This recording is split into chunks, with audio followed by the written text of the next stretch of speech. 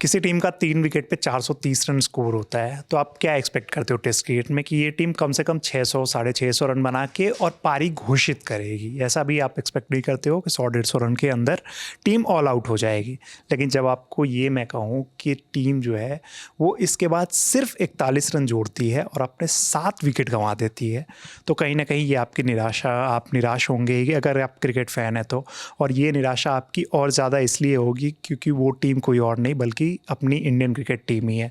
Leeds में बेहतरीन शुरुआत रही, 3 प्लेयर हमारे सेंचुरी मारते हैं और इसके अलावा केएल राहुल की भी एक अच्छी पारी होती है, लेकिन बाद में जो हमारे पीछे जो प्लेयर्स आते हैं, ऋषभ पंत के पीछे के जो प्लेयर्स आते हैं, वो किस तरीके का कॉलिप्स है वो बताने के लिए हमारे साथी सुकांत है। सुकांत, जो एक चीज़ का डर, मतलब हम लोग लगातार जिस चीज़ की बात करते हैं कि इंग्लैंड या फिर कोई भी सेना कंट्रीज़ के दौरे में हम लोगों ने एक डर जो देखा है कि आप अच्छी शुरुआत होती है या मिडिल में कोई एक अच्छी पार्टनरशिप होती है, कॉलेप्स हम लोग बहुत ज़्यादा कर जाते हैं और वो कई बार हमने देखा है। तो ये आज अचानक से क्या हुआ?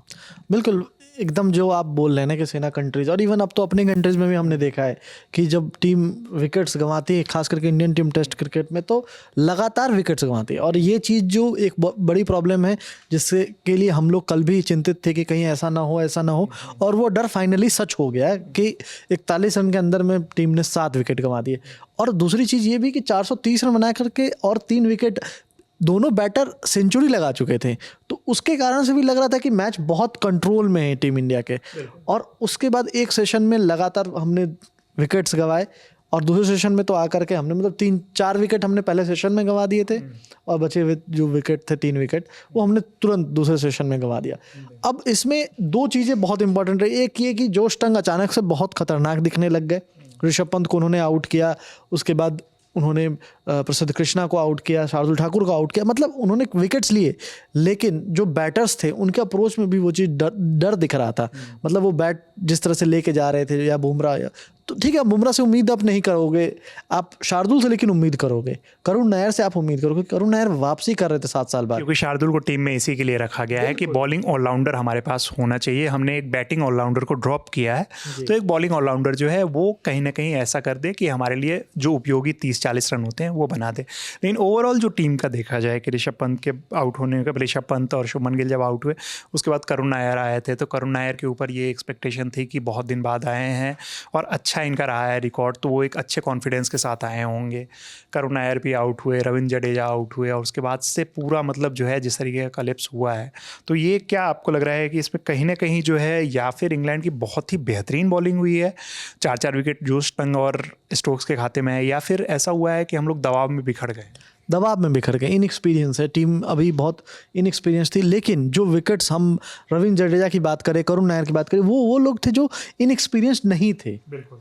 तो आप अगर देखोगे तो इन लोगों से एक्सपेक्टेशन ज़्यादा थी क्योंकि ये पहले भी खेल चुके हैं, इनके पास वो अनुभव था जो बाकियों के पास नहीं है। लेकिन इसके बावजूद शार्दुल ठाकुर ने, रविंद्र जडेजा ने, करुण नायर ने, सबने निराश किया। और मुझे लगता है ये इसकी शुरुआत हुई है क्योंकि आप देखो 147 पे शुभमन गिल खेल रहे थे, आराम से 150 कंप्लीट कर सकते थे, लेकिन वो हड़बड़ी दिखी और वो बड़ा शॉट खोजने गए। जिस तरह से 99 पे पंत ने छक्का लगा करके अपनी सेंचुरी पूरी की, कुछ वही कारनामा रिपीट करना चाहते थे गिल, और 147 पे एक फील्डर जो लेग साइड में था उनको उन्होंने डीप में खोज। ये भी होता है ना, कई बार हमने देखा है कि जब आप एक अच्छा स्कोर बना लेते हो तो आप फिर कोशिश होती है आपकी, जब आपके विकेट्स पीछे होते हैं तो आप कोशिश होती है आपकी कि तेज़ी से रन बटोरे जाए ताकि ज़्यादा से ज़्यादा उनको बैटिंग कराई जाए, उनको मतलब इंग्लिश टीम को जो है उनको ज़्यादा मौके दिए जाएँ कि भाई अब तुम खेलो, हमारे दिन का जो है जितना ज़्यादा आप सेशन दोगे कि हमारे बॉलर्स के पास उतने ज़्यादा चांस आएंगे।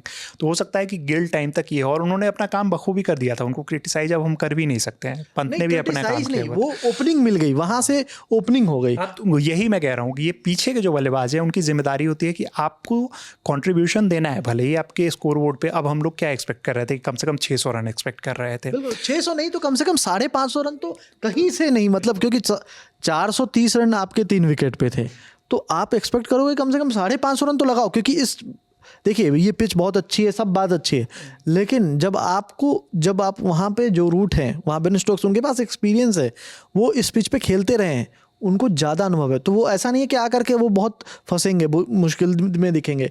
वैसे ही नहीं है बात। क्या ऐसा लग रहा है कि ये जो मतलब कलेप्स हुआ है हमारे टीम का, जो मतलब लगातार अंतराल पे जो हमारे विकेट गिरे, हमारे बॉलर्स खुश हो रहे होंगे, ऐसा कुछ है क्या पिच पे? ऐसा कुछ आपको नजर आया है क्या? थोड़ा सा, क्योंकि अगर आप देखो मौसम बदल गया है, बारिश हो रही है जब हम इस वीडियो को रिकॉर्ड कर रहे हैं। बिल्कुल। तो ये मौसम जब बदलता है, आपको पता है इंग्लैंड में क्या होता है, अगर मौसम बदल जाए फोरकास्ट कंडीशन में मुश्किल हो जाती है, बहुत मुश्किल हो जाती है। हमने ऑस्ट्रेलिया अभी हाल में हमने WTC फाइनल में देखा कि क्या पहले 2 दिन जब मौसम का क्या असर था, खास करके पहले 2 दिन जब ओवरकास्ट कंडीशंस थे तो 14-14 विकेट गिरे थे। और आज भी कुछ उसी तरह से दूसरे सेशन में हुआ है, क्योंकि दूसरे सेशन में आपके जो 3 विकेट गिरे हैं उसमें बॉल की मूवमेंट बहुत अच्छी हो रही थी, और ये कहीं ना कहीं आपके लिए पॉजिटिव साइन है। अब जब इंडियन बॉलर्स उस चीज़ को आकर कितना फ़ायदा उठाते हैं, क्योंकि अर्ली स्ट्राइक करना है आपको, टॉप ऑर्डर्स को उनके, क्योंकि वो अगर पार्टनरशिप करेंगे, लंबी पार्टनरशिप करेंगे तो फिर मैच मुश्किल में जाएगी। लेकिन अगर जिस तरह से देखा जाए 471 रन कम नहीं होते हैं, ये बहुत अच्छे रन हैं। और हम ये इसलिए बोल पा रहे हैं क्योंकि हमने कल 359 रन बना लिए थे, आज हमने पहले सेशन में 71 रन की पार्टनरशिप की है, मतलब 4थे विकेट के लिए ओवरऑल 209 रन की पार्टनरशिप हुई है।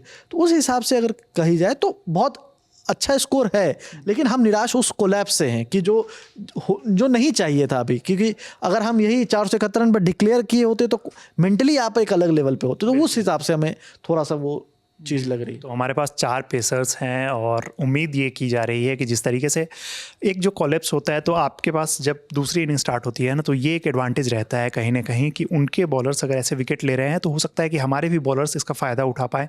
हमारे पास 4 पेसर्स हैं, उसके बाद रविंद्र जडेजा स्पिन एक है, तो 5 बॉलर्स जो हैं वो बेहतरीन 5 बॉलर्स के साथ हम लोग गए हैं। One of the best bowling lineup अभी है इंडियन टीम के पास। तो अगर वो इस कंडीशन का फ़ायदा उठाते हैं तो इंडियन टीम के लिए ये कोलैप्स जो है उतना दर्दनाक नहीं होगा। लेकिन अगर बड़ी बड़ी पार्टनरशिप वो लोग करते हैं या 1-2 प्लेयर्स भी अच्छी पार्टनरशिप कर जाते हैं, तो कहीं ना कहीं इंडियन टीम और कप्तान शुभमन गिल और बाकी के जो भी प्लेयर्स हैं वो ज़रूर निराश होंगे। ये कोलैप्स जो है वो कहीं ना कहीं टीम इंडिया पे भारी पड़ सकती है। अब इसको लेके आपकी क्या राय है, हमें कमेंट बॉक्स में ज़रूर बताइएगा।